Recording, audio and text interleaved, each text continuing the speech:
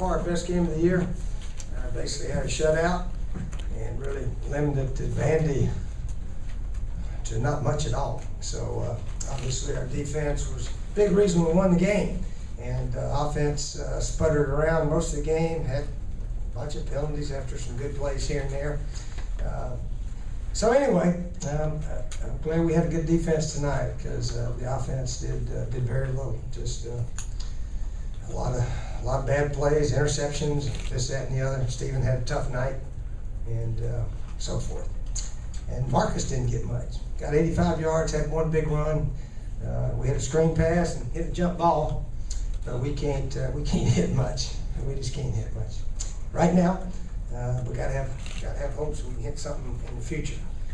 So anyway, we'll see how it goes this week in practice and try to get some guys ready to play. Really disappointed in all the downfield penalties, holding penalties, the offensive line, receivers after some good games. So really a poorly coached offense tonight out there representing the Gamecocks. So I apologize to Gamecock fans for such a putrid offensive performance, but we won the game and really proud of our defensive team. They all played super, and we had a good solid plan, and the guys executed it well. And they had fun playing football tonight, so that was encouraging. So anyway, that's the way it turned out. Any questions on anything? Steve, with the offensive doing what it's doing, is it maybe time to look at the Wildcat a little more often? Maybe Yeah, we put Bruce in there. Did you see that play? Did you see it? Yeah, it went right through his hands, and he picked it up and lost about 15 yards. Yeah, so that was a smart move, wasn't it? All right, next question.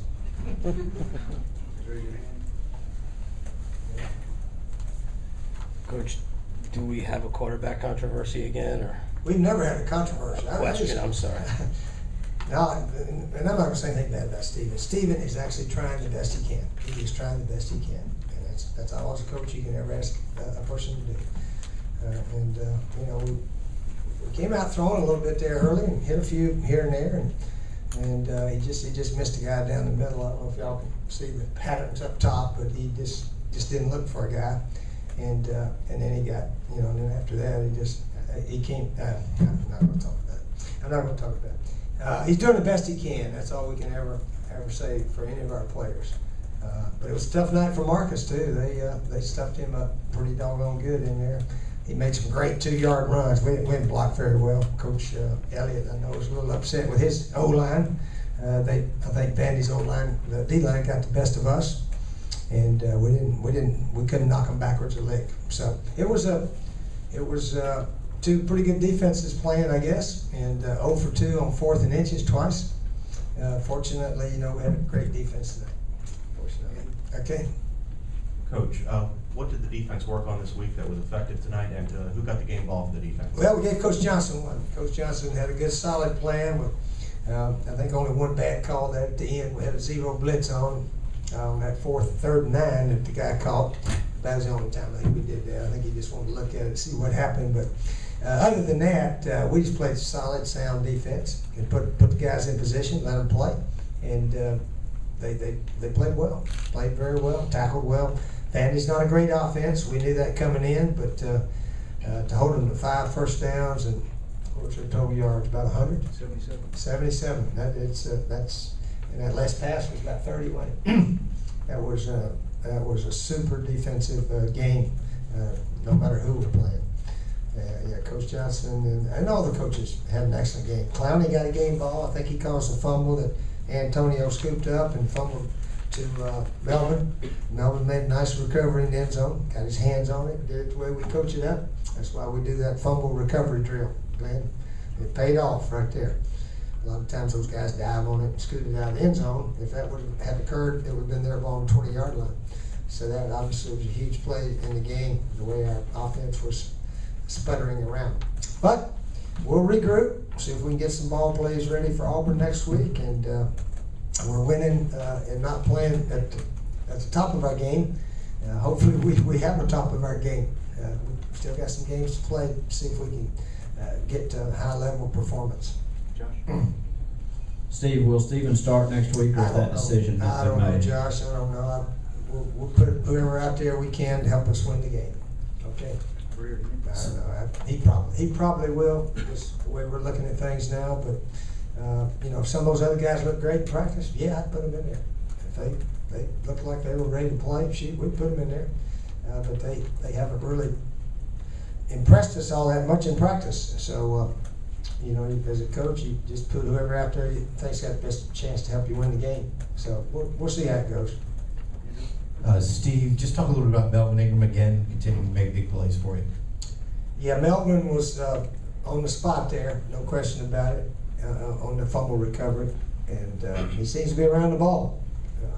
And Antonio's around the ball. Gee, those two guys, they combined for that play. It's sort of neat because they're the ones been making the interceptions and the picks and this, that, and the other all year anyway. Coach, can you talk about the differentials and third down conversions tonight? Well, I was amazed we made 10. I didn't feel like we made that many, but I guess we did somehow or another. But 1 out of 14, yeah, that really helps our third down conversion percentage. We were given, I think, 52% coming into this game. So that's going to leap us in the top of the SEC in a bunch of defensive categories, which is very good. Offensively, we fortunately got that screen pass right before half and hit the jump ball to Alshon. I guess that was our two big plays of the night. Screen pass and jump ball. But that's the way it was. Steve, a lot of timeouts called tonight. Is it just miscommunication going on out there, or switching audibles, or what? No, not really. Not really. Coach, it seems like you can't catch a break as far as answering questions. Fans, media, they've all been saying Marcus is carrying too much. Marcus, Tonight seemed like a perfect game for him to get a bunch of carries, and he didn't. Was that sort of a conscious decision? He wasn't making a lot of yards when he was carrying. All right, so it was more of a conscious decision, or it wasn't because you were concerned about his health, in other words, and getting him beat up. No, he was, Flow of the game. he did have 20 carries and just 1 touchdown. And he still averaged 3.8 on a tough night of nowhere to go. I mean, nowhere to go. They got the best of us up front. We got to say that. But all the penalties after some good gainers. We had several good gainers, and here comes the flag. But anyway, as they say, it is what it is, and we'll try to get better somehow. Coach, can you talk about the offense early in the first quarter? It just seemed like kind of a herky-jerky start for the offense. Well, I thought it was a good start till we got down on the 20-yard line. And then it got herky-jerky. Yeah, it got herky-jerky there. But anyway, we'll try to regroup somewhat and try to simplify maybe a little bit and see if we can't help our guys. But, I mean, this is not all on Steven either. We had a lot of penalties. Marcus even had 2 penalties tonight. Did you know that, Glenn? Got called for holding, and he got called for pushing the guy in the back. So it was a lot of penalties after some pretty good gainers. So anyway, Coach, could you talk about that play that Melvin made where he scored, and just talk about that spot really sparked the team and get it going? Yeah, I think we've already talked about that, haven't we? I see he made a nice fumble recovery, got his hands on it, made a beautiful dive after Antonio scooped it up and then fumbled it forward. It was a nice ricochet play for those 2 guys. Why didn't Kenny Miles dress out? Kenny's got a sprained wrist, so he was held out this game. And on the second, I think it was Steven's second interception of the Alshon on the left side. Did Alshon turn the wrong way, or was that a bad throw? Well, yeah, Alshon was a comeback route. Steven thought he was going to run a comeback, and somehow or another he drifted on down the field. Let the guy get on his outside. That was mainly on Alshon. He should have come back inside the guy. If the guy doesn't back up, you still got to stay in front of him. Yeah, that was. I think that was more on Alshon than Steven. That one throw right there. Coach, any idea why the offense? And actually, his last interception bounced right off Alshon. You know, he came in there and. You know, we try to say that, you know, if it looks bad, just go down with it. But, you know, he thought he could go in there and he bounced it off Alshon. I don't know if Alshon was ready or what. You know, if Alshon catches it, we'd all be saying, hey, Steven had a pretty good second half. So anyway, sometimes I guess it happens that way. But anyway, we're 4-0, and we're going to start getting ready for Auburn. We're going to enjoy this victory. We're not going to go in the jar. We're not going to point fingers at anybody. We're gonna try to regroup and see if we can play better next week. We got everybody healthy. Trainer said nobody got hurt. So we're gonna keep our positives up and see if we can get our guys to play better. If we get our defense keep playing like this, we won't have to score too many points.